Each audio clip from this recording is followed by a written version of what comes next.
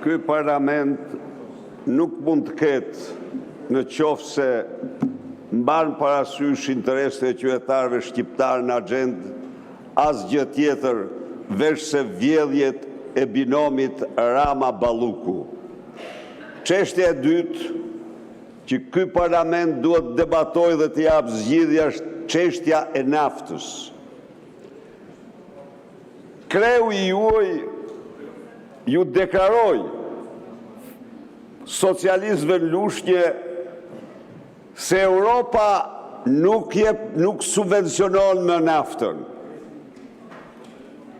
Një mashtrim të turpshëm, të pa skrupullt, dhe ju që qeshi, ju bëni sklavin këtu, sepse sfidoj çdo njeri dhe çdo shqiptar të gjejë një vend të vetëm antar të Bashkimit Evropian që të mos subvencionoj naftën për fermerët. Përkundrazi, Gjermania e rriti këtë vit subvencionin dhe mundet dhe vendet tjera. Të shkosh dhe të deklarosh vetëm se janë socialist dhe mund të thuash çdo gjë se Europa nuk subvencionon me naftën, bën një akt cinik, një mashtrim me rreth 40% të shqiptarëve që ç'është e vërteta janë pjesa që djersin më shumë, që sakrifikon më shumë, qoftë për kafshatën, qoftë për prosperitetin e vetë dhe të vendit.